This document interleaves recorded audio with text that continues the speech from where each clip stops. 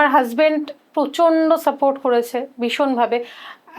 মানে women empowerment যেটা, মানে আমি ওকে দেখে শিখেছি। আমার আইডিয়াই ছিল না যে ছেলেরা এভাবেও সাপোর্ট করতে পারে।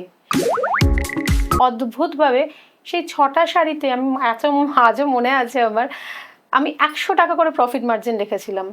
বা 100 রুপিস করে প্রফিট মার্জিন রেখে আমি শাড়িগুলো সেই হোয়াটসঅ্যাপ গ্রুপে আমি দিয়েছিলাম। আর প্রত্যেকে এত আমাকে সাপোর্ট করবে আমি ভাবতেও পারিনি। 6টা শাড়ি একদিনে সোল্ড আউট হয়ে গেছে আমার। আগে তো আমি শুধু একটা খেস কাঁথা নিয়ে শুরু করেছিলাম, একটা শাড়ি 750 টাকার একটা শাড়ি দিয়ে। আজকে আমি মানে 17,000, 18,000, 20,000, 25,000 শাড়িও আমার কাছে তুমি পাবে। হ্যাঁ, আমি যে বিশাল ইনভেস্ট করেছি তারপরেও সেটাও কিন্তু নয়। সত্যি কথা যদি আমি বলি, আমি কিন্তু সেটাও নয়। আমার অশেষ মানে আমি ভীষণভাবে ব্লেসড আমি যে আমাকে সেভাবে ইনভেস্ট করতে হয়নি। প্রথম ইনকাম আমার 150 টাকা ছিল। আমার মা বলেছিল 150 টাকা তো তাতে কি হয়েছে, মানে 150 টাকা থেকেও কিন্তু 30 টাকা রাখতে হবে।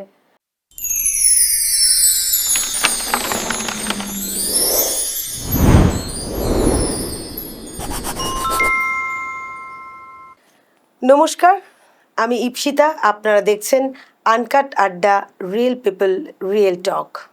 এই আনকাট আড্ডায় আমরা শুধু সাফল্যের গল্প বলি না, সাফল্যের পিছনে থাকা অনেক অজানা গল্পও বলি।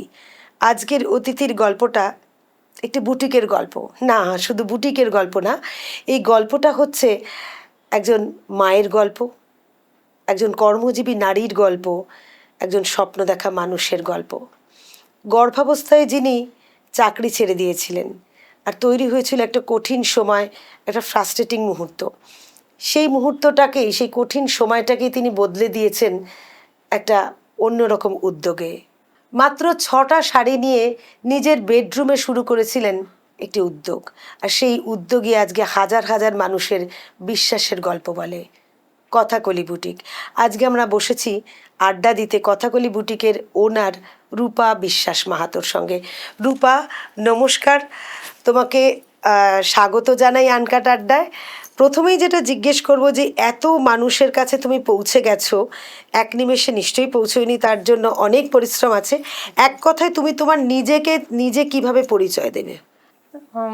একজন সাধারণ মেয়ে, একজন মা, আর একজন স্বপ্নবাজ মানুষ। আমি খুব স্বপ্ন দেখতে পছন্দ করি, আর যেইটা এখন করছি যে সেই স্বপ্নটাকে বাস্তবে রূপান্তর করা যে উদ্যোগটা, সেই উদ্যোক্তা বলতে পারো। আচ্ছা, তুমি ছোটবেলায় রূপা মানে প্রথম থেকে কি ফ্যাশনের প্রতি তোমার আকর্ষণ ছিল? সেটা কম বেশি ছিল। রং খুব ভালোবাসতাম আমি গান বাজনা ভালোবাসতাম, রং ভালোবাসতাম। আমার খুব মনে আছে যে তখন কি হতো, মারা তখন যে খুব গিয়ে নিত, অনলাইন তো তখন ছিলই না। মাদের সময় কেউ এসে একজন শাড়ি দেখাচ্ছে, বাড়িতে এসে দেখাতো একজন, মানে বেশ আমাদের মায়ের চেনা পরিচিত একজন।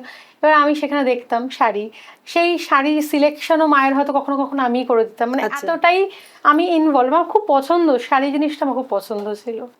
আচ্ছা, তোমার ছোটবেলা থেকেই তোমার শাড়ির প্রতি আকর্ষণ, রঙের প্রতি আকর্ষণ, মানে ফ্যাশন কনসিয়াস ছিলে ছোটবেলা থেকে, সাজগোজের প্রতি মানে সাথেটা মিশিয়ে ওর সাথে ওটা বেশ ম্যাচিং করে একটা ব্যাপারটা ছিল।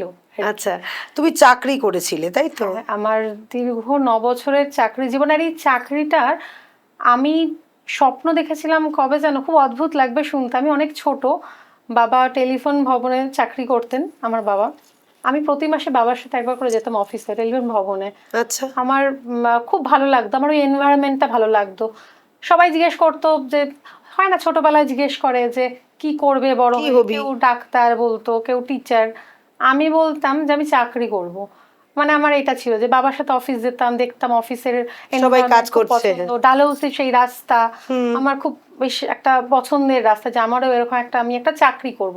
কি চাকরি করব সেটা ভাবনা চিন্তা আসারও কথা না, অনেক ছোট তখন। তখন থেকে ভাবতাম যে আমি একটা চাকরি করব। মানে ব্যবসা করবে কখনো ভাবনি? ভাবিনি। মানে ব্যবসা ব্যাপারটাও তো জানতেই না, কারণ বাবা যেহেতু চাকরি করতেন। বাবা ইভেন মানে আমার বাড়ির যা কাকু জেঠু সবাই মানে সবাই চাকরিজীবী, কেউ ব্যবসায়ী নয়ই আর কি। ব্যবসার সাথে কিছুই হয়তো চেনা জানা ছিল না, ওই জন্য চাকরিটাই দেখেছে। হ্যাঁ, ওটাই পছন্দের। এই যে বললে 9 বছর চাকরি করেছো, চাকরির দিনগুলো তোমার ভালো লাগতো তো? আমার ভীষণ ভালো লাগতো, মানে আজকে আমি এখানে আছি, আমি যদি বলি যে সেটা খারাপ, আমি ওখান থেকে অনেক অভিজ্ঞতা নিয়ে আজকে আমি এখানে দাঁড়িয়ে। আমার জীবনে যদি ওই 9টা বছর না আসতো তাহলে হয়তো আমি এখানে দাঁড়াতাম না। আমি অনেক কিছু শিখেছি, প্রচুর কিছু শিখেছি। আমার যে আমার খুব মনে আছে, আমার বস একবার আমাকে বলেছিল, একবার আমাদের র্যাপিড ফায়ার একটা হচ্ছিল, মানে একটা আমাদের হয় মাঝে মধ্যে মজাদার সমস্ত অ্যাক্টিভিটি হতো। তখন আমাকে বলেছিল, বলো তো যে তোমার মধ্যে কি পাওয়ার রয়েছে। সবাইকে জিজ্ঞেস করেছিল, সবাই সহমত বলেছিল। আমি জানি না। আমাকে বলেছিল যে উইল পাওয়ার, তোমার মধ্যে উইল পাওয়ার আছে, ইচ্ছে যে শক্তি জন্য, আছে। হ্যাঁ ইচ্ছে শক্তি, যেটার জন্য আমার খুব ছোট ছোট জিনিস খুব ভালো মনে আছে, আর ওটাকে খুব কাজেও লেগেছে আমার এই ব্যবসার ক্ষেত্রে, আমি বলতে পারি। তো ওনারা রেকগনাইজ হয়তো আমাকে করতে পেরেছিল, যাই হোক, সেখান থেকে ওই কিছু তাহলে এই যে চাকরিটা ছেড়ে তুমি ব্যবসায় করলে, এই মনটা তোমার হঠাৎ ঘুরলো কেন? চাকরিটা তো বেশ ছিল, তুমি বলছো। একদম একদম, আমি চাকরি করে খুবই হ্যাপি ছিলাম, কিন্তু আমি কোনোদিনও ভাবিনি যে ব্যবসা করবো। তোমাকে বললাম যেরকম, যে আসেনি মাথায়। অ্যাকচুয়ালি আমার প্রেগনেন্সির টাইমে আমি 5 মাস আমি কিন্তু কন্টিনিউ চাকরিটা করে গেছি, মানে ওই সময়। কিন্তু কিছু কমপ্লিকেশন আসাতে আমাকে ডাক্তার বললো বেড রেস্ট করতে হবে, আর চাকরি, হ্যাঁ। যাতায়াতের করা যাবে না। এত আমি একদম বাসে ট্রামে চড়ে চাকরিতে যাওয়া সমস্ত কিছু এভাবেই করেছি প্রেগন্যান্সির টাইমেও।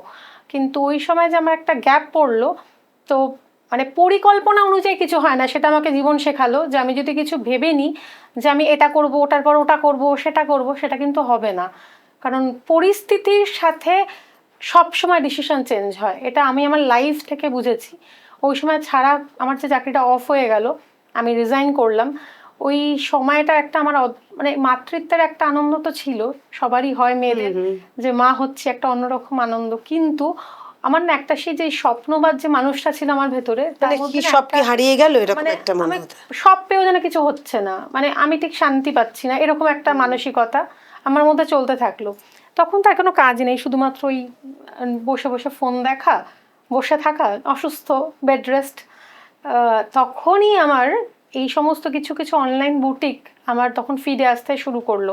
ফেসবুকের কিছু কিছু অনলাইন, খুব লিমিটেড, কারণ ওই সময়টা কিন্তু বেশি, হ্যাঁ। 2015-17-তে এত বুটিক ছিল না। এখন যেটা এত, ফেসবুক খুললেই তুমি দেখবে পরপর চলে আসছেই আসছে সমস্ত কিছু। ওখানে কিন্তু ওরকম ছিল না। আমার এখন ওই ওদের প্রতিষ্ঠার নামগুলো মনে আছে খুব ভালো করে। আমি ওদের দেখে ইন্সপায়ার হতাম, আমি ওদের কাজ দেখতাম। তারপর যেহেতু আমি এত বছর চাকরি করেছি, একটা সেভিংস আমার ছিলই। আমি অর্ডার করতে শুরু করলাম শাড়ি, যে ওরা কীভাবে প্যাকেজিং ওরা কীভাবে করে পাঠায়, কীভাবে ডেলিভারি করে, এই জিনিসগুলো আমার খুব জানার ইচ্ছে হলো। আমি শাড়ি অর্ডার করতে থাকলাম, ওদের থেকে কিনলাম। তো সিওডি ছিল তখন ওদের, ওরা সিওডি মাধ্যমে দিত, কারণ আমারও তখন অনলাইন সেভাবে ছিল না বা হ্যাবিচুয়েট ছিলাম না তখন। এবার সেই সময়টা ওদের দেখে আমি ইন্সপায়ার হলাম যে এভাবেও করা যায়। তারপর আমি খুঁজলাম, যে কিছুই জানি না, মানে শাড়ি ভালোবাসি কিন্তু রং ভালোবাসি, তার মানে তো এই না যে কোন শাড়ি কোথা থেকে হচ্ছে, কোন ডিটেইলিংটা। হ্যাঁ, মানে একটা শাড়ির যদি আমি একটা বিজনেস করতে চাই, আমাকে তো যোগ্যতা লাগবে। যে কোনো জিনিস তুমি যদি করো, কাজটা করলে তার ডিটেইল জানতে হবে। তখন শুরু করলাম ওই পড়াশোনা, মানে ওটা নিয়ে, মানে উইভার কোথায় আমি ভালো পাবো, আমি কোন রাজ্যের শাড়ি কোথায় কি ভালো হয়, এই ব্যাপারগুলো অথেন্টিক তুমি চাইছিলে। হ্যাঁ, আমি যাই যেখানকার সুতো যেখানে হয় ওই জায়গা থেকে যাতে আমি মানে করতে পারি। তখনও যে খুব একটা কিছু বিশাল করব কিছু না, কিন্তু আমি কিছু করব, সেটা আমার মনে ছিল যে আমি কিছু করব। আর যেহেতু মানে তখন আমি প্রেগনেন্ট, আমি জানি যে আগামী হয়তো 6 মাস আমি বাইরে গিয়ে কিছু করতে পারবো না। সমস্ত কিছুই হয়তো একটা ক্যালকুলেট করে মাথার মধ্যে আমি এই আমার ঠিক মেয়ে হওয়ার 6 মাস, এই যে জার্নিটা, আমার মেয়ে, আমি 5 মাসের প্রেগনেন্ট, তখন থেকেই 6 মাস আমার মেয়ের বয়স, পুরো সময়টা আমি পড়াশোনা করেছি। মানে আমি কোথায় পাওয়া যায়, কোথায় সুতো ভালো পাওয়া যাবে, কোন উইভার কি কাজ করে, আমি শিখেছি, আমি এখনও শিখি, আমি এখনও শিখছি ওদের থেকে। আমি ওই সময়টা এভাবেই আর কি ইউটিলাইজ করেছি। অদ্ভুত শুনতে লাগছে, কিন্তু এটা খুব সত্যি কথা। খুব ভালো লাগছে রূপার সাথে কথা বলে। যখন প্রেগনেন্সি পিরিয়ড থাকে মেয়েদের, আমরা সবাই জানি যারা মা হয়েছি, তখন একটা কোথাও ফ্রাস্ট্রেশন আসে, কারণ স্বাভাবিক জীবন থেকে তখন তো একটু অন্যরকম জীবন হয়ে যায়, নানান রকম হরমোনাল চেঞ্জ, আবার হরমোনাল চেঞ্জেসের জন্য শারীরিক একটা অস্থিরতা তৈরি হয়। তখন কিন্তু খুব মন খারাপ, অকারণ দুঃখ এসে যাওয়া বা অভিমান হওয়া, এই রকম নানান ধরনের ইমোশনসগুলো কিন্তু খুব কাজ করে। তা তখন কিন্তু যদি যারা সত্যিই খুব কাজ করতে চান বা মোটিভেটেড হতে চান, তারা কিন্তু এইরকম রূপার মতো ভাবতে পারেন। তাহলে হয় কি যে সে ফ্রাস্ট্রেশন থেকে নিজেকে, ওই ফ্রাস্ট্রেশনটা কাজই করবে না, তাহলে ওইটাই আমার কাজ বলে ওইটা ওই ওর দিকে নিমজ্জিত থাকা যাবে, আর একটা নিজেকে নিজে আবিষ্কার করা যেতে পারে। সেইটা খুব ভালো। যে এই গর্ভাবস্থায় থাকা অবস্থায় যে চাকরিটা ছেড়েছিলে, ফ্যামিলির সাপোর্ট তো নিশ্চয়ই ছিল, যে তখন মানে তখন একটা ভয়, বা তখন এই বিজনেসটা তো পরে ভাবলে, যে তখন একটা ইনসিকিউরিটি মনে হয়নি যে আমি আবার পরে চাকরিতে জয়েন করতে পারবো কিনা, বাচ্চা হওয়ার পর কি পরিস্থিতি হবে আমি জানি না, এই ধরনের তো ব্যাপারটা ভীষণ একটা অদ্ভুত একটা মিক্সড একটা ছিল। হ্যাঁ, ফ্যামিলির একটা সাপোর্ট বিশাল ছিল, আমার হাজবেন্ডের, আমার শ্বশুর মশাই, ইভেন আমি আমার মেয়েকেও বলবো, অত ছোট অনেক কিছু স্যাক্রিফাইস করেছে। আমার মনে আছে 16th অগস্ট ওর বার্থডে, আমি সেই সময় এক্সিবিশনে আছি, সারাদিন, আমার মেয়ে তখন কত ছোট, 1 বছর 2 বছর 3 বছর, আমি ওর জন্মদিন পালনই করতে পারি। সকালে বেরিয়ে গেছি, আমি রাত্রে ফিরেছি, দেখছি আমার মেয়ে ঘুমিয়ে পড়েছে, এরকম হয়েছে। আমার হাজবেন্ড প্রচণ্ড সাপোর্ট করেছে ভীষণভাবে। ওমেন এম্পাওয়ারমেন্ট যেটা, আমি ওকে দেখে শিখেছি। আমার আইডিয়াই ছিল না যে ছেলেরা এভাবেও সাপোর্ট করতে পারে, কারণ আমি আমার মাকে দেখেছি যে আমার মা হাউস ওয়াইফ, আমার বাবা চাকরি করছে, একটা অন্যরকম কনসেপ্টে আমরা বড় হয়েছি, মা এটাই করেন। মা যদিও ভীষণভাবে এটা চেষ্টা করতো যে আর্ন করো, মেয়েদেরও আর্ন করতে হয়, এটা মা শিখেছে, এটা ইনজেক্ট করেছে মা আমাকে ছোটবেলা থেকে। সুতরাং ওই জিনিসটা আমার মাথাতে ছিল। আমার হাজবেন্ড সাপোর্ট করে দিয়েছে সাংঘাতিক। আমি ওখান থেকে আমি নতুনভাবে বললাম না যে আমি ছেলেদের নতুনভাবে চিনতে শিখলাম যে এরকম ভাবেও সাপোর্ট হয়, এরকম ভাবে করে। এটা তো আমি সত্যি হয়তো সেই ফেসটা না আসলে হয়তো বুঝতে পারতাম। Behind every successful woman there is a husband or man. Correct, একদম সত্যি কথা। এটা আমার জন্য তো একদম সত্যি কথা। হ্যাঁ, সেটা তো এখনো পর্যন্ত সেটাই চলছে। ক্যামেরার এপারে সবাই জানে কথাগুলি বুটিক, রূপা বা রূপাদি এরকম চেনে, কিন্তু ক্যামেরার পিছনের সমস্ত কাজটাই ওর, সমস্ত কাজটাই, অ্যাকাউন্টস থেকে শুরু করে কোথায় কোন পার্সেল আটকে আছে, কোথায় কিভাবে ওটাকে করতে হবে, সমস্তটা কিছু ওই কিন্তু করে। কিন্তু এটা কেউ জানে না, জানে যে ফেস ভ্যালু আমারই আর কি, এরকম। হ্যাঁ, সেটা তুমি কথা বলো, তোমাকে সবাই লাইভ করছি, আমি আমার পেজে অ্যাক্টিভ, তো আমাকে এই জন্য সবাই চেনে। কিন্তু আসল কিন্তু পুরো 50-50 রেশিওতে আমরা, আমি যদি 50% করি, ও 50% করে, এরকম। আচ্ছা রূপা, তোমাকে বলি যে তুমি তো বললে যে প্রেগনেন্সি পিরিয়ডে তুমি শিখেছো, সেটা তো রাস্তায় তো বেরিয়ে শেখোনি, বাড়ির থেকেই শিখেছো, থিওরিটা নলেজটা গ্যাদার করেছো। এই যে অরিজিনাল যে শাড়িগুলো পরছি, এর কি সুতো, তার কি তাঁত, অরিজিনাল কাপড়টা কীরকম মেটেরিয়াল, তুমি তো ভালো বুঝতে পারো, আমরা তো বুঝতে পারি না, আমাদের ভালো লেগেছে কিনে নিয়েছি। তা সেইটা তো তোমাকে প্র্যাকটিক্যাল একটা নলেজ লেগেছে, সেটা কি কঠিন ছিল, কিভাবে করলে? কঠিন, সবই কঠিন ডেফিনেটলি ছিল, কারণ আমিও সত্যি বলতে কিছুই জানতাম না, শূন্য থেকে শুরু করেছি নিজেকে, চাকরি থেকে ব্যবসা। আমি সমস্ত জায়গায়, আমাদের বিষ্ণুপুর, আমাদের ভাগলপুর, ভাগলপুরের জায়গায়, সেখানে শান্তিপুর, হাবিবপুর, নানান রকম জায়গায় আমি আমার হাজবেন্ড যেতাম, দেখতাম, তাদের থেকে শিখতাম, এখনো শিখি আমি। আবারও না, তুমি যখন প্রেগন্যান্সি পিরিয়ডে যেতে পারতে না, সেই সময়টা তো আমার একটা থিওরিটিক্যাল নলেজ হলো। আমি তোমাকে বলি, আমি যখন শুরু করেছি, এই আমার 6টা শাড়ি নিয়ে আমি আমার ব্যবসাটা শুরু করেছি। এই যে 6টা শাড়ি, আজ আমার বলতে কোনো দ্বিধা নেই, আমি যে এই যে 1 বছর প্রায় যে বুটিকগুলোকে ফলো করতাম, একটা সুন্দর ডিসকাউন্ট চলছিল আমার বুটিক, ওই মার্চ মাসে শুরু, 2017, সেই সময় একটা ওদের ডিসকাউন্ট চলছিল। আমি অনেকদিন ধরে ফলো করেছি, ওদের রিভিউ চেক করেছি। কাদের ডিসকাউন্ট চলছিল? কোন ফলো করতাম সমস্ত বুটিক, আজ হয়তো আমি নাম বলছি না তাদের, তো তাদের যাদের ফলো করতাম, সেখানে আমি দেখতাম কিছু ডিসকাউন্ট চলছে। এবার আমার হাজবেন্ড সেই সময় ভীষণ ব্যস্ত তার চাকরির ক্ষেত্রে, মেয়ে একদম ছোট, মানে 6 মাসও হয়নি তখন, ওর প্রায় 6 মাস হবে হবে এরকম করছে।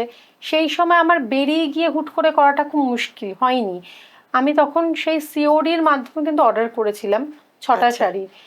আমার 6টা শাড়ি দিয়ে আমার শুরু। আর আমি কি করেছিলাম, আমার যেহেতু কলিগস, আমি এত বছর চাকরি করেছি, আমরা যেখানে থাকতাম কমপ্লেক্স, আজকে বলতে কোনো দ্বিধা নেই যে ওখানে আমি যাদের সাথে খেলা করতাম, ছোটোবেলা কাটিয়েছি, আমরা একসাথে কোয়ার্টারে বড় হয়েছি, বাবার বিএসএনএল কোয়ার্টারে আমরা ছিলাম, পিএনটি কোয়ার্টারে। তো ওখানকার বন্ধু, ওখানকার বোন দিদি সবাইকে না আমি জিজ্ঞেস করতাম, আমি একটা ব্যবসা খুলছি, মানে একদম গ্রাউন্ড লেভেল থেকে আমি তোমরা কি নেবে? মানে আমি একটা ব্যবসা করছি, আমি একটা হোয়াটসঅ্যাপ গ্রুপ ক্রিয়েট করতে চাইছি, তোমাদের কি জয়েন করাবো, সেখানে আমি আমার শাড়ির আপডেট দেব, এরকম। এই প্ল্যানটা কিন্তু একদম অটোমেটিক নিজে থেকে মাথায় এসেছিল। আমি টাচউড, আমি মানে ভগবানের দয়া, ঈশ্বরের দয়া বা কিছু, আমাকে কিন্তু কেউ না করেনি, প্রত্যেকে বলেছে হ্যাঁ জয়েন করা বা করা নিশ্চয়ই দেখবো শাড়ি। অদ্ভুতভাবে সেই 6টা শাড়িতে আমি আজও মনে আছে আমার, আমি 100 টাকা করে প্রফিট মার্জিন রেখেছিলাম। বাহ। 100 রুপিস করে প্রফিট মার্জিন রেখে আমি শাড়িগুলো সেই হোয়াটসঅ্যাপ গ্রুপে আমি দিয়েছিলাম। আর প্রত্যেকে এত আমাকে সাপোর্ট করবে আমি ভাবতেও পারিনি। 6টা শাড়ি একদিনে সোল্ড আউট হয়ে গেছে আমার। বাহ। 6জন নেবে, সোল্ড আউট তো হয়ে গেছে। এবার আরো ডিমান্ড আসছে। এবার দেবো কিভাবে, আমি তো কিছুই জানি না, কিভাবে কুরিয়ার করব, কি করব, পুরো ব্ল্যাঙ্ক।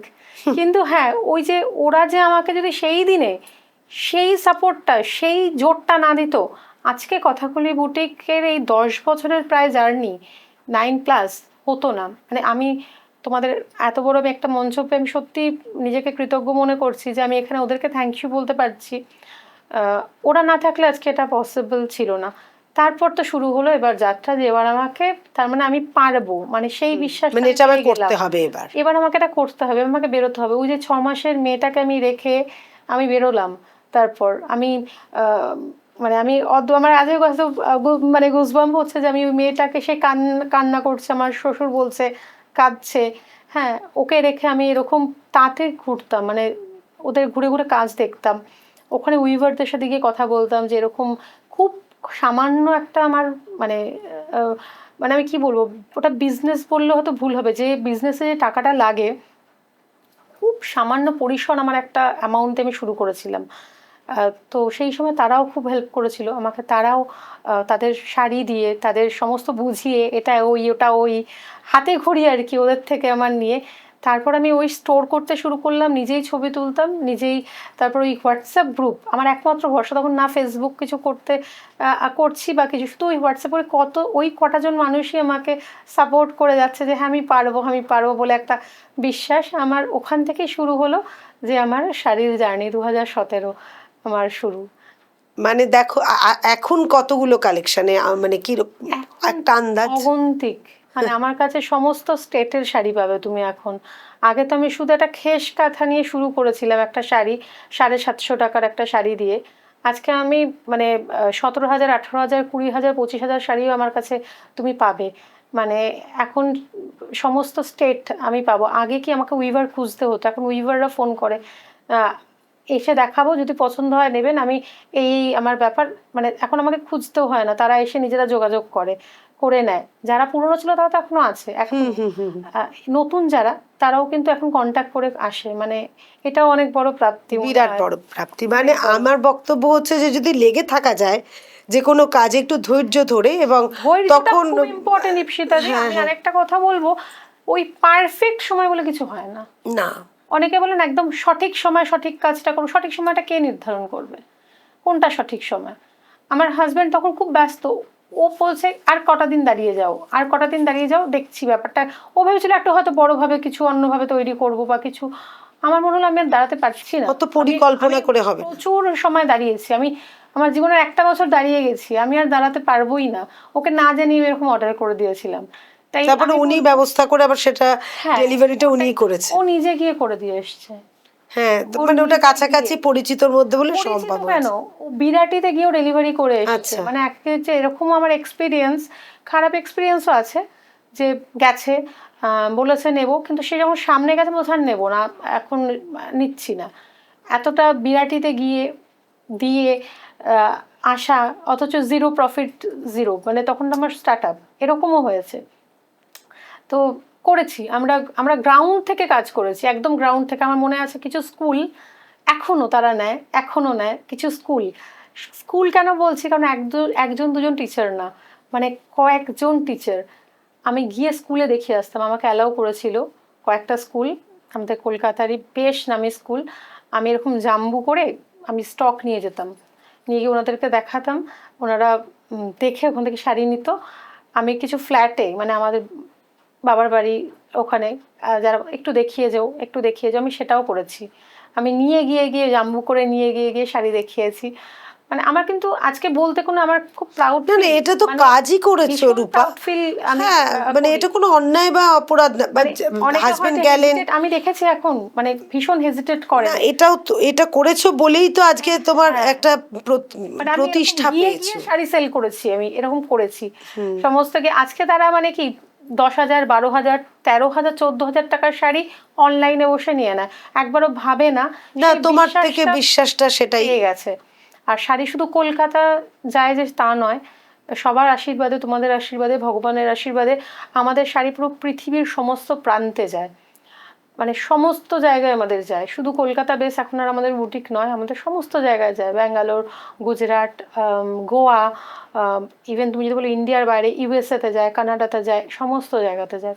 আচ্ছা, তাহলে এখন যেটা শুনবো, তোমার এই এত কাস্টমার, আমরা একটু দর্শকদের কাছে দেখাতে চাইছি রূপার শাড়ি নিয়ে এবং রূপার কথাগুলি বুটিকের ওপর বিশ্বাসভাজন হয়ে যে সমস্ত কাস্টমার আমাদের সাথে কথা বলেছেন, তাদেরকে একটু দেখি। কথাকলি বুটিকের প্রচুর কালেকশন দেখলাম, খুব সুন্দর লাগলো। আমি শাড়ি নিয়েছি, ওনার বিহেভিয়ারও খুব ভালো। আমিও মানে জানি রূপার কালেকশন ইজ মানে টু গুড, সব দিকে, শুধু কালেকশন বলে না, কোয়ালিটি, ইনফ্যাক্ট প্রাইস যদি বলি, প্রাইসও মার্কেট ওয়াইজ ওটা যথেষ্ট রিজনেবল। সত্যি শাড়িগুলো খুব সুন্দর, কারণ আমি অনলাইনে যখন নিয়েছিলাম তখনও দেখেছি প্রচন্ড ভালো। আমার বন্ধুরা সবাই বলতো কোথা থেকে নিয়েছিস, কোথা থেকে নিয়েছিস। আর এখানে এসে একদম অফলাইনে সামনাসামনি দেখে না, সত্যি খুব ভালো। আমি আজকের কাস্টমার না, 7 বছরের কাস্টমার স্টার্টিং থেকে, একদম। তো মোর দ্যান ফ্যান্টাস্টিক। সেই 2019 থেকে এখনো চলছে এবং খুবই ভালো। মানে অনলাইনে দেখে ভালো লেগেছে বলেই এত দূরে এসেছি। আর কালেকশনসও ভালো, আর তুমি যখন অনলাইনে করো খুব ভালো লাগে তোমার কথা বলার স্টাইল, অথবা খুব সুন্দরভাবে বলো, একদম পিওর অ্যান্ড অথেন্টিক। মানুষ হিসেবে তো খুবই ভালো, আর শাড়ির কোয়ালিটি নিয়ে কোনো কথা হবে না। আর আমি যখনই শাড়ি নিই এই কথাকলি থেকেই নিই। আমরা দেখলাম যে কথাকলি বুটিকের ওপর কতটা ভালোবাসা আছে তাদের, যারা এতক্ষণ কথা বললেন।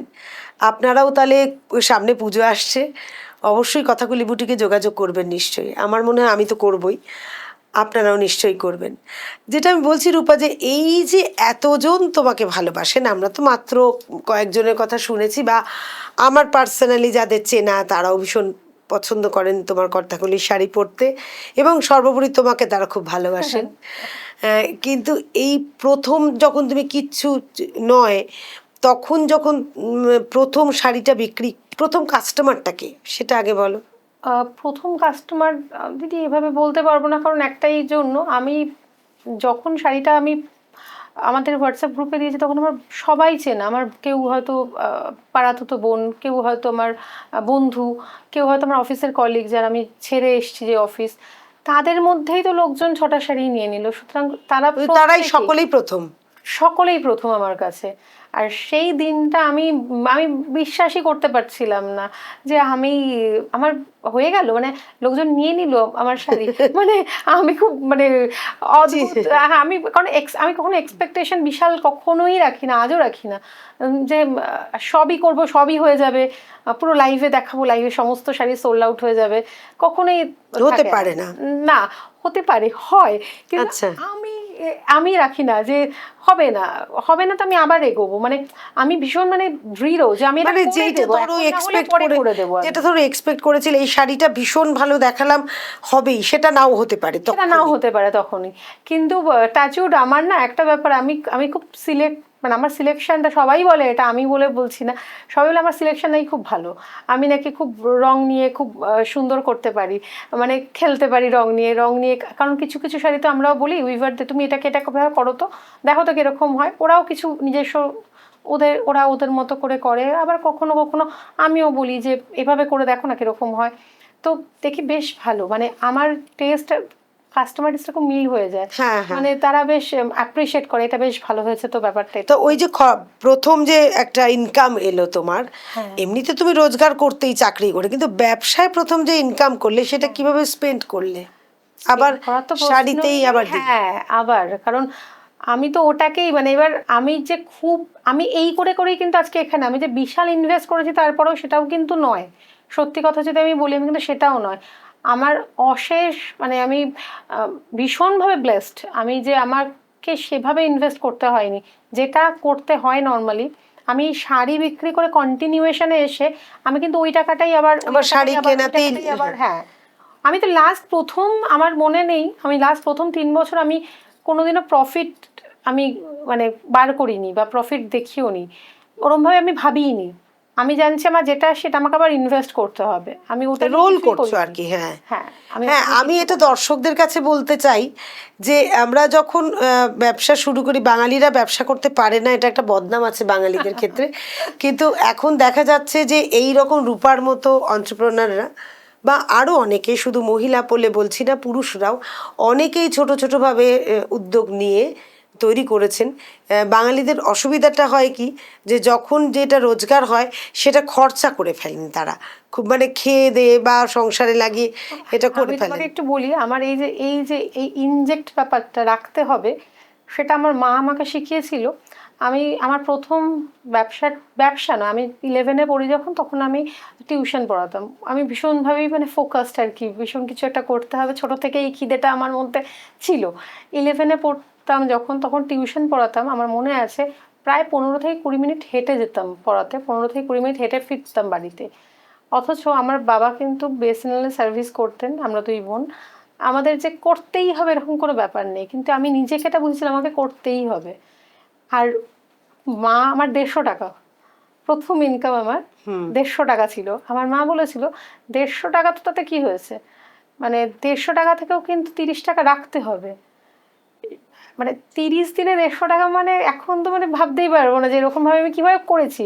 ওটা মা শিখিয়েছিল, যে আমার স্টুডেন্ট অ্যাকাউন্ট, সেই স্টুডেন্ট অ্যাকাউন্ট এখনও চলছে আর কি। সেই সময় মা বলেছিল স্টুডেন্ট অ্যাকাউন্ট করতে, যে 20 টাকা জমে যখন 500 টাকা হবে তখন গিয়ে রেখে আসবে, মানে এরকমভাবে, মানে ওটা ওই ইনজেক্ট ব্যাপারটা কিন্তু আমার মা আমাকে দিয়েছিল, যে ওই জিনিসটা আমি মার থেকে শিখেছি, যে জমাতে হয়, তুমি যখন ইনকাম করবে তোমাকে সেখান থেকে জমাতে হবে, এটা তোমায় করতে হবে।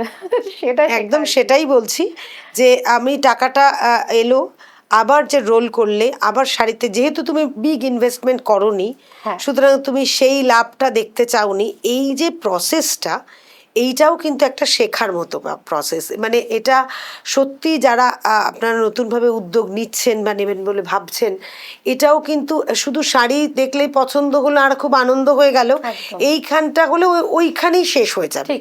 কিন্তু যদি আমি তারপরেও এই বিজনেসটা কন্টিনিউ করতে চাই, তাহলে কিন্তু টাকাটা আবার এইটাই আমার ইনভেস্টমেন্ট হবে, কারণ ইনভেস্টমেন্টের জন্য তো আমাকে আমার কাস্টমাররাই দিয়ে দিলেন, সেইটার মর্যাদাটা দিয়ে তৈরি করতে অনেকে হবে। ভাবে যে অল্পেতে হয় না, অল্পেতেই হয়, স্বপ্নটা বড় রাখি, অল্পেতেই হবেই, মানে এই যদি বিশ্বাসটা থাকে না, হবেই, মানে ধৈর্য, সততা, অনেস্টি।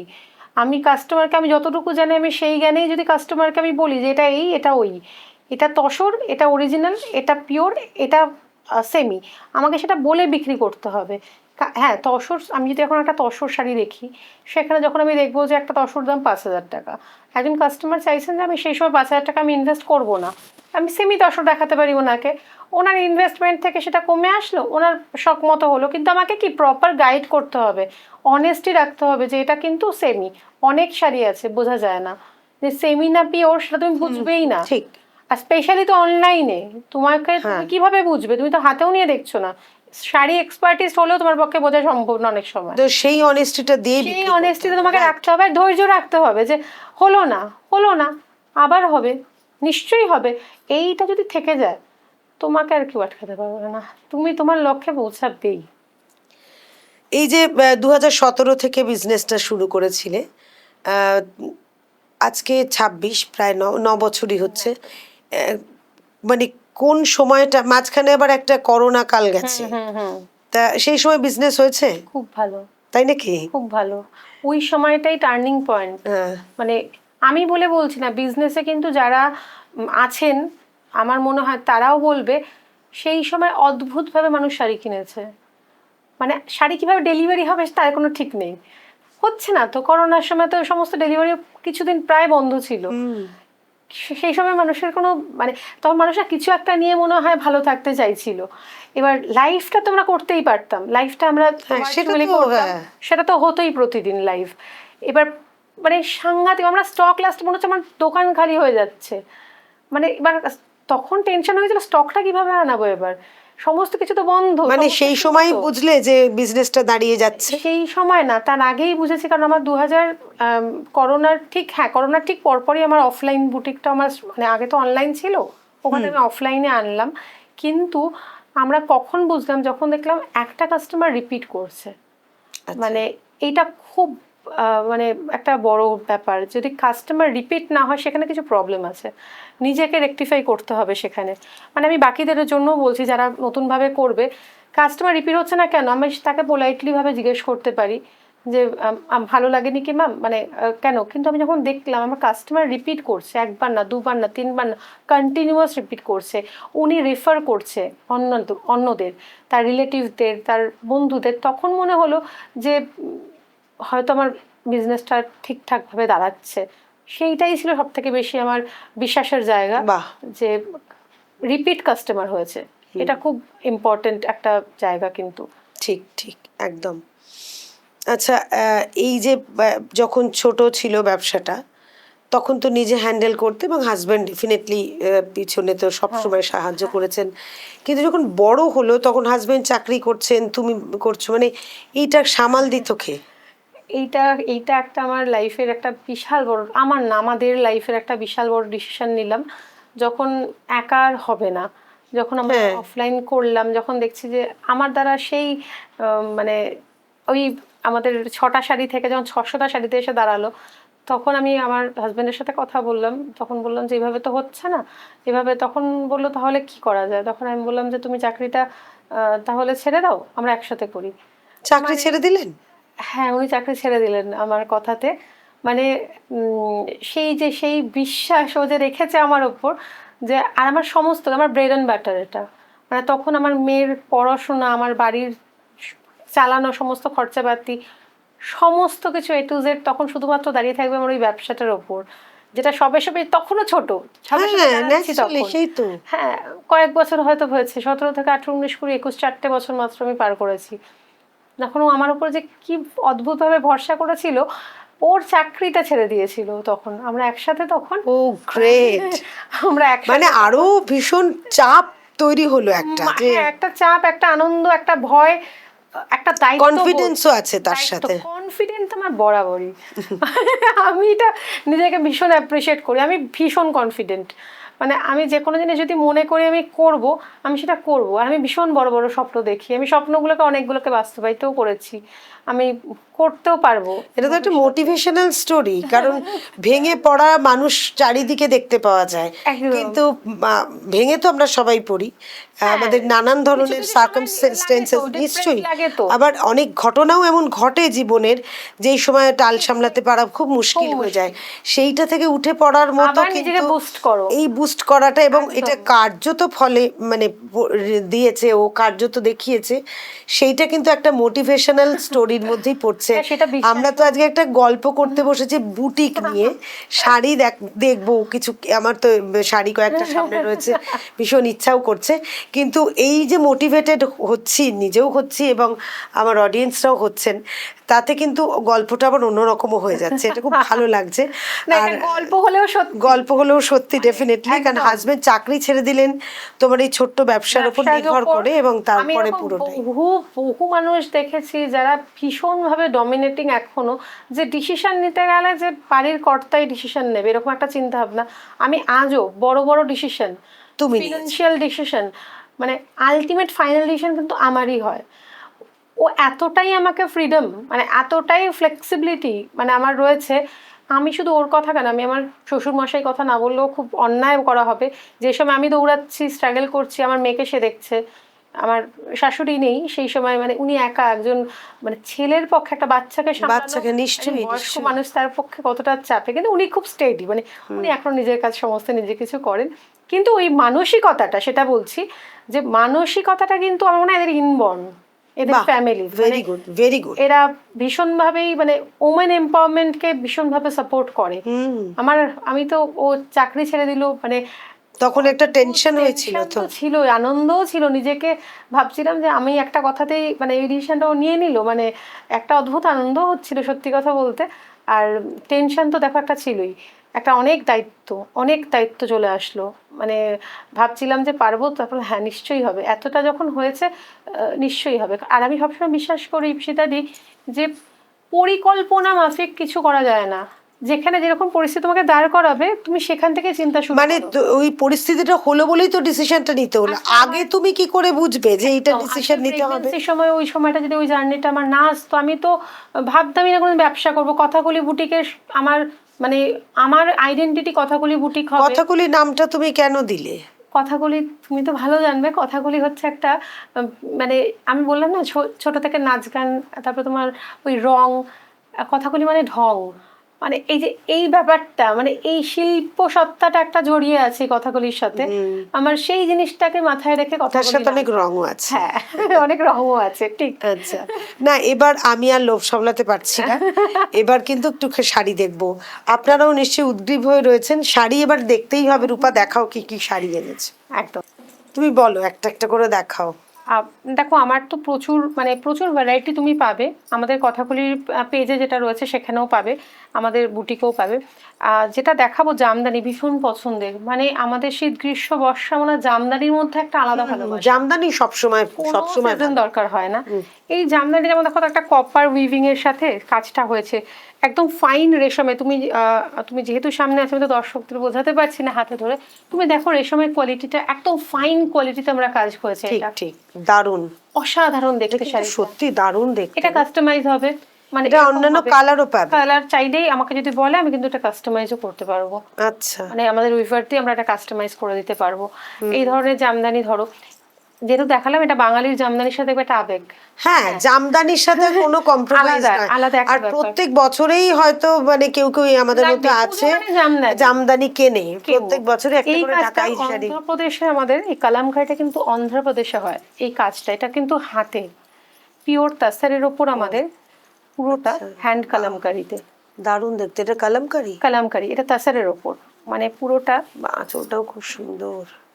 এই ধরনের প্রচুর ভ্যারাইটি আমাদের তসরে, অনেক ভ্যারাইটি থাকে। পিওর তসরের উপর পিওর না? তসরে হুম। একদম। আর এটা কোনো স্ক্রিন প্রিন্টও নয়, পুরোটা হাতে ঘুরিয়ে কাজ, হ্যাঁ, হাতের কাজ, ভীষণ সুন্দর।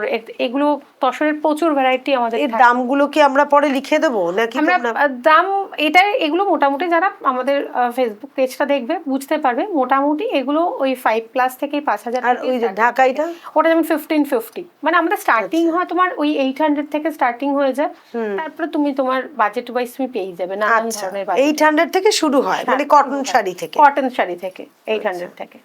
আচ্ছা, আর এটা ভীষণ এখন ট্রেন্ডি, এটা খুব ভালো লাগছে, খুব ট্রেন্ডি, সত্যি খুব ভালো লাগছে। এটা তোমার তসরে গেল, আমরা জামদানি দেখলাম, তসর দেখলাম। এবার আমাদের বেঙ্গলের একটা শাড়ি কটন, মানে কটন আরামদায়ক। কটন মানে আমার সব থেকে পছন্দের শাড়ি হচ্ছে কটন শাড়ি। সে তো সবারই তাই, আমার মনে হয় এখন তো আমাদের যা ক্লাইমেট তাতে কটন ছাড়া কিছু উপায় নেই। কটনটা এটা খুব ভালো, এটা হ্যান্ডলুম। হ্যাঁ, এই উইভিংটা হ্যান্ড উইভিং এর উপর যাচ্ছে, পিওর কটনে, একদম অরিজিনাল কটন বাই কটনে রয়েছে। শাড়িটা সফটনেস দেখে তুমি বুঝতে পারছো। এগুলো ভীষণ ট্রেন্ডি এখন, মানে এগুলো কালারে পাবো, প্রচুর কালার। আমি জাস্ট একটা স্যাম্পল দেখাচ্ছি কিরকম কি হয়, প্রচুর কালার অপশন। আচ্ছা, কাস্টমাইজেশন হয়। এটা থাকছে 1150। আচ্ছা, ঠিকই আছে, খুব রিজনেবল প্রাইসও তোমার হ্যাঁ, এটা শাড়ির। আবার কাস্টমাররাও বললেন, হ্যাঁ। তারা চেষ্টা থাকে যাতে একটার জায়গায় তারা দুটো তিনটে নিতে পারে। হ্যাঁ হ্যাঁ হ্যাঁ এটাই মেন মোটো আমাদের থাকে। অনেকের ধারণা থাকে বুটিক মানেই হবে বিশাল হ্যাঁ, একটা ঠিকই তাই। দাম, কিন্তু সেরকম তবে কিছু এখন হয় না। অনেক বুটিকই কিন্তু রিজনেবল দিচ্ছে, করা তোমার উচিত, মতো করা market- উচিত, সবাই তো মার্কেটটাকে তোমাকে বুঝতে হবে, হ্যাঁ, হ্যাঁ, সেভাবে বুঝে করতে পারে। আর আমার মনে হয় মার্কেট ছাড়াও অনেস্টি তো থাকতে হবে একটা শাড়ি। ঠিকই তো। কেন পরে এটা যেমন দেখো, এটা কি মনে হচ্ছে বলো তো? এটা তো বালুচুরি মনে হচ্ছে। হ্যাঁ, কিন্তু এটা কিন্তু গরদে, স্বর্ণ গরদ, গরদ। নতুনত্ব একদম। এটা কিন্তু বালুচুরি, সবাই দেখে প্রথমে আমাদের বলেছিল শাড়িটা বালুচুরি, শাড়িটা বালুচুরিতে হয়েছে, কিন্তু কাজটা কিন্তু গরদের ওপর, যে থানটা ও এটা গরদ। আচ্ছা, গরদের উপর মানে বেস্ট আর কি হ্যাঁ, বলছো তো? বালুচুরিতে কি হয় তোমার বিষ্ণুপুরি থানে হয় বিষ্ণুপুরি তো, সিল্ক, হ্যাঁ। কিন্তু এটা হচ্ছে তোমার গরদের ওপর পুরোটা। আচ্ছা, মানে কেউ বুঝবেও না এটা। কিন্তু এই শাড়িটাও দারুণ দেখতে। অসাধারণ হয়েছে, মানে শাড়িটা আমি তো বলবো তোমাকে, যদি তোমাকে আমি পুরোটা দেখাতে পারতাম শাড়িটা, এটা পরে তো রিসেপশনেও বসা যায়, মানে হ্যাঁ, কেউ যদি হ্যাঁ। রিসেপশনে বসতে চায় শাড়িটা পরে হ্যাঁ। আরামসে বসতে পারে। দারুণ লাগছে, বাহ, খুব সুন্দর শাড়ি, ভীষণ। সত্যি ভীষণ ভালো। কিন্তু আমি Unique গরদের তোমাকে দেখতে। বলছি মার্কেট প্রাইস 10K অ্যাবাভ, আমাদের প্রাইস 8.5, 8,500। এটা 8,500 টাকা দাম। হ্যাঁ, এটা গরদের ওপর। গরদের ওপর রয়েছে, এটা রয়েছে। এবার তোমাকে আমি আরেকটা দেখাবো, আন্ধ্রার একটা শাড়ি দেখাবো, মাহেশ্বরী। মাহেশ্বরী শাড়ি, এটাও খুব সুন্দর। এইরকম প্রচুর ভ্যারাইটি পেয়ে যাবে। কিছু কিছু যেগুলো ওয়েস্ট বেঙ্গল আমাদের হয় আমরা কাস্টমাইজ করে দিই, যেমন জামদানি বলো, কটন বলো, কাস্টমাইজ হয়ে যাবে। এগুলো আমরা কাস্টমাইজ করব না, এগুলো যেরকম আসবে যেটা colour সেটাই। ভাবেই নিতে হবে। তবে আচ্ছা। একটা নয়, প্রচুর কালার অপশনস থাকে আমাদের। আচ্ছা, এটার উপর কালার অপশনস আছে, তোমার কাছে যা আছে সেটাই। কাস্টমাইজ হবে না, হ্যাঁ, মানে যা যেমন চাই। আমরা গরদে কাস্টমাইজ করতে পারবো, তুমি যদি আচ্ছা। আমাকে বলো এই গরদের শাড়িটাকে কাস্টমাইজ করে দেবে, করে দিতে পারবো, কিন্তু এই বাইরের স্ট্রাকচার গুলো কিন্তু করা পসিবল। আচ্ছা আচ্ছা, এটাও খুব সুন্দর দেখতে। ভীষণ সুন্দর। আর এটা কোয়ালিটি, দারুণ তোমার সুতোটা কতটা কোয়ালিটিটা authentic, বুঝতে পারছি, খুব ভালো। সেটা শাড়িটার খুব গ্লেজ ভালো। দেখে হয় হ্যাঁ, না, glaze অরিজিনাল দেখে, গ্লেজ, হ্যাঁ। এটা কিন্তু কোনো ক্যান্ডেল পলিশ গ্লেজ না না, যে বোঝাই যাচ্ছে সেটা। এটা কোনো ক্যান্ডেল পলিশ করে সেটাকে গ্লেজি করার কোনো ব্যাপার নেই, এটা অরিজিনাল অথেন্টিক যে সিল্কের গ্লেজটা হয় সেটাই। এটা কত দাম? এটার প্রাইস থাকছে তোমার 4100, 4100। ঠিকই, 400। দারুণ দারুণ, এই শাড়িটা খুব সুন্দর দেখতে রে। খুব পছন্দ হয়ে গেছে ভালো। আমার তো শাড়ি দেখলেই পছন্দ হয়ে যায়, মানে আমি দেখতে চাই না। সত্যি শাড়িগুলো মানে, বিভৎস আর অবস্থা। যদি আমার এটাও মনে হয় যদি সত্যি কোয়ালিটি দেওয়া যায় সেখানে আমার এটাই হয়, কাস্টমার একটা এটা এসে নিতে দারুণ, আসে। কোয়ালিটিটা ভীষণ ভালো। আপনারা যারা দেখছেন তাদেরকে বলছি যে কোয়ালিটির সাথে কোনো মানে কম্প্রোমাইজ কখনো করেনি করিনি, রূপা, সেটা কখনো করিনি। সবকটা শাড়িতেই সেটা বোঝা যাচ্ছে। দারুণ শাড়ি, মানে ও তো এখানে স্টুডিওতে এসছে মাত্র কয়েকটা শাড়ি নিয়ে, একদম। কিন্তু কথাকলি বুটিকের সাথে সংযুক্ত থাকলে ওর সব প্রচুর শাড়ি শাড়ি দেখতে দেখা যাবে, পাবেন। একদম, একদম, প্রচুর আর শাড়ি দেখা যাবে। ওর ওখানে চলে গেলে তো সবগুলোই দেখা যাবে। একদম। আমরা কিন্তু এমনি লাইভে দেখাই, লাইভে আমরা আমাদের বেশিরভাগ কালেকশন দেখাই, যারা আপনারা মনে করছেন কথাগুলি আর কি শাড়ি আছে, কারণ এটা দেখে লোভ হবেই। তো আমার মনে হয় আমাদের যে ফেসবুক পেজ, ইনস্টা, সেগুলো আপনারা ফলো করবেন, প্রচুর কালেকশনস থাকে সেখানে। আর শুধু যেহেতু কলকাতা বেস আমাদের থাকে না, আমাদের ক্লায়েন্ট তো বাইরেরও রয়েছেন প্রচুর, সেখানে দাঁড়িয়ে তারা কিন্তু শুধুমাত্র এই লাইভের ওপরেই ভরসা করে আমাদের থেকে শপিং করেন। ঠিক। সেক্ষেত্রে লাইভটা আমাদের খুব ইম্পর্টেন্ট, আমরা বেস্ট কালেকশনস লাইভে দেখানোরই চেষ্টা করি সবসময়। তোমার সাথে কথা বলে যেটা মনে হয়, আমি তোমায় পার্সোনালি চিনি বলে মনে হয় যে তোমার সাথে মানে মানে বিজনেসটা শুরু হয় হয়তো কাস্টমারের, তারপরে একটা ফ্যামিলি রিলেশনের মতো হয়ে যায়। সেটা আমি শুনেওছি এবং হয়ও সেটা। মানে এই যে এই ব্যাপারটা তৈরি হয় কিভাবে, মানে এক শাড়ির বিশ্বাসযোগ্যতাটা তো একটা প্রথম কারণ, তাছাড়াও খুব সত্যি কথা, মানে এটা খুব অদ্ভুতভাবে হয়ে যায়, কানেকশন হয়ে যায়। মানে তারা, এটাও বলবো যে তারা সমস্ত, আমি প্রচুর কাস্টমারের মেয়ের বিয়ে, হ্যাঁ, এর অকেশনে আমাকে ইনভাইট করে। আমরা মানে আমাকে শুধু না, সৌমিককেও, আমার মেয়েকেও, মানে পুরো সপরিবারে ইনভিটেশন আমাদেরকে দিয়ে রাখে, আমরা সেখানে যাই। আর এতটা বিশ্বাস, আমি বলবো, একজন ব্যাঙ্গালোরের আমার কাস্টমার আছেন, ব্যাঙ্গালোর প্রচুর কাস্টমার, তবে একজনের কথা না বললেই নয়, স্যার এখন নেই আমাদের মধ্যে।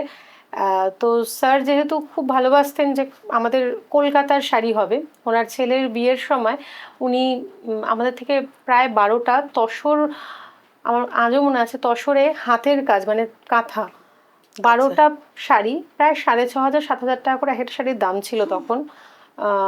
12টা শাড়ি সে তত্ত্বে দেবে, বলেছে যে মানে বল্লরী ম্যামকে বলেছেন যে তুমি ওকে ওর কাছ থেকে রূপার থেকেই আনাও। মানে আমার অতগুলো শাড়ি শুধুমাত্র মানে সেই বিশ্বাসটা সে দেবে, কাউকে দিলে দেখবে একটা টেনশন থাকে, নিজের একটা কিন্তু শপিং অন্যরকম হয়, নিজের পছন্দ অন্যরকম, যখন কাউকে দিতে যাই তখন অনেক কিছু কাজ করে, পছন্দ হবে তো তারপরে কিরকম অনলাইনে quality দেখছে। হবে। হ্যাঁ, না সে যেহেতু আমার কাছ থেকে অনেকদিন ধরে নিচ্ছে, একটা বিশ্বাস তো হয়েই গেছে।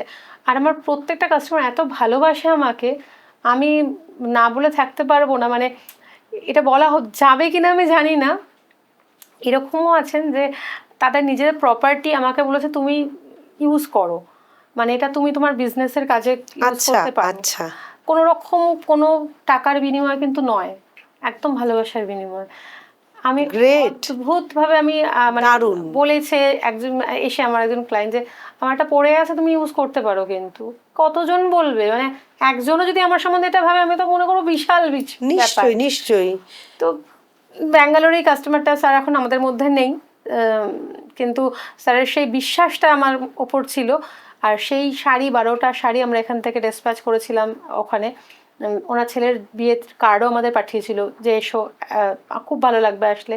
শুধুমাত্র ডিস্টেন্সটা অনেক বলে আমার যাওয়া হয়নি, কিন্তু সেই ভালোবাসাগুলো আমার মানে আমি আজও এত ভালোবাসা পাই না মানুষের থেকে, যেটা সত্যি মানে বলার মতো না। মানে একটা জিনিস তো সবসময় সত্যি, বিশেষ করে বিজনেসের ক্ষেত্রে তো পাবলিক ডিল করি যারা, আমরা সকলেই বলছি ওই জায়গাটায় যদি মানে সতর্ক থাকা যায়, সঠিক থাকা যায়, তাহলে কিন্তু সেই বিজনেসটা এমনিতেই সততা যদি থাকে না, আমি আবারও সততা। বললাম যে এর উপরে তুমি কিছু করতে পারবে না। অনেক ঝড়ঝাপটা আসে, অনেক কিছু হয়, অনেক আপস অ্যান্ড ডাউনস আমি দেখেছি, অনেক দেখেছি, কিন্তু আমার মনে হয়েছিল যে আমি পারবো। আমার খুব, আমি আবারও বলছি যারা করতে চায় না আমি তাদেরকে বলবো খুব অল্প পুঁজিতে বিজনেস বড় করা যায়, মানে এটা আমি জলজান্ত প্রমাণ যে করা যায়। মানুষের বিশ্বাস যে কি অদ্ভুত, ওটা যে কি ভালোবাসা, কি যে অদ্ভুত একটা ওর মধ্যে অনেক শক্তি টাকা আছে। ইনভেস্ট করেও কিন্তু বিশ্বাস অর্জন করার অর্জন নাও করা যায় যেতে না, মানে পারে। উনি শুধু নিজে নিত না, উনি সবাইকে, প্রত্যেকটা কাস্টমার আমার যে শুধু নিজে রেফার করে, রেফার করে, এটা একটা বড় এই ওয়ার্ড অফ মাউথই হয় সবকিছুই, তাই যে লোক মুখে আর কি চলে একদম যাচ্ছে। ঠিক, মানে ওইটাই। আর এই যে ছোট ছোট জিনিসগুলো বললাম, এরকম তো আরো অনেক কাস্টমারের অনেক গল্প আমার সাথে আছে, হয়তো সব বলে হয়ে ওটা হবে না, কিন্তু এই ভালোবাসাটা মানে অমূল্য, এটার কোনো প্রাইস নেই। এটা অ্যাচিভ করেছি, কিছু করেছি কি করিনি জানি না, বুঝতে পারি না, কিন্তু এইটা আমি অ্যাচিভ করেছি। আরেকটা কথা বলি যে আমরা যারা শাড়ি পছন্দ করি, আমরা মানে কি মহিলারা শাড়ি পছন্দ করবে এটার নতুনত্ব কিছু নেই, কিন্তু অনেক সময় শাড়ি প্রপার যত্ন করা বা কিভাবে ভাঁজ করে রাখবো, কোন শাড়ি কিভাবে রাখা ঠিক, এটা যদি আমাদের একটু সাজেস্ট করে দাও, একটু বলে দাও, ভালো হয়। এবার মানে বলেন এক একটা রোগের এক একটা ওষুধ, ব্যাপারটা এরকম। কিন্তু আমি যদি ওভারঅলে বলি, ওভারঅলে বলতে গেলে আমি এটা বলবো, শাড়ি না ওই প্লাস্টিকে রাখা যাবে না, কাগজে রাখা যাবে না, ওটা সাময়িকভাবে রাখা যায়। সব থেকে ভালো হয় যদি সুতির কাপড়ে মুড়ে রাখা যায়, ওটা ব্রিদেবল হয়, ময়েশ্চারটাকে লক করে না ও ক্ষেত্রে। সেক্ষেত্রে সব থেকে ভালো সবসময় কটনের কাপড়ে শাড়িটাকে মুড়ে রাখবে, স্পেশালি দামি শাড়ি যেগুলো, অবশ্যই সেটা করা উচিত। ভাঁজ তো চেঞ্জ করব, এটা আমরা জানি, ভাঁজ চেঞ্জ করব, এটা এটা খুব ইম্পর্টেন্ট। আর ওই আমি দেখেছি অনেক জায়গায় দেখেছি প্লাস্টিকের মধ্যে করে করে শাড়ি আলমারিতে রেখে দেয়। প্লাস্টিক মানে প্লাস্টিকের যে শাড়ির ব্যাগগুলো হয় সেগুলো? শাড়ির ব্যাগগুলো আমার মনে হয় ঠিক হবে না। আমি পুরনো দেখবে গাট্টি করে বলতো না, গাট্টিতে ওই শাড়ি মানে পোটলাক মতো করে। পোটলা মতো, ওইটা কিন্তু কারণ আছে, এমনি এমনি নয়। ওটা হচ্ছে ওই মানে বলে না ব্রিদেবল, যে বায়ু চলাচল করে কটন শাড়িতে। কটনটা কেন প্রেফার করি আমরা, কারণ ওটা বায়ু চলাচল করে, ওটা আমাদের ঠান্ডা রাখে শরীর। এবার ওইটাই হয়, এই জন্য সবসময় চেষ্টা করবেন, আমি বলবো কটন কাপড়ে মুড়ে রাখতে শাড়ি, খুব ইম্পর্টেন্ট এটা। এটা কিন্তু দারুণ একটা মানে পরামর্শ রূপার, মানে আমরা অনেকে জানতাম না। ইনফ্যাক্ট আমিও একটা শাড়ির ব্যাগ কিনেছি, মানে সেটা প্লাস্টিক চেন দেওয়া, এরকম 3-4টে কিনেছি, সেটা মনে হচ্ছে না এখন ঠিক হচ্ছে রাখাটা, মানে ওখান থেকে হবে তুমি যদি কটনে রাখো, স্পেশালি দামি শাড়ি। হ্যাঁ হ্যাঁ, ওখানে দামি শাড়িও কয়েকটা নিশ্চয়ই রয়েছে। এবার তোমার সাথে একটা র্যাপিড ফায়ার আমি খেলতে চাই, সেটা আমাদের আনকাট আড্ডা থেকে তোমার জন্য এই ব্যবস্থাটা করা হয়েছে। তুমি আমাকে এক কথায় খুব চট করে উত্তর দেবে, লাল না নীল? লাল। সিল্ক না কটন, বোথ। অনলাইন না অফলাইন, ওই বাবা, বোথ, অফকোর্স বোথ। ব্যবসা না চাকরি, ব্যবসা। সকাল না রাত, সকাল। ঝুঁকি না নিরাপত্তা, হিসেব করে ঝুঁকি। সবচেয়ে প্রিয় তাঁত কি, সব সময়ের জন্য জামদানি। সবচেয়ে প্রিয় রং কি, হলুদ। সবচেয়ে কঠিন বছর কোন বছরটা গেছে, 2017। এক শব্দে কথাকলি বুটিক কি বলবে, বিশ্বাস।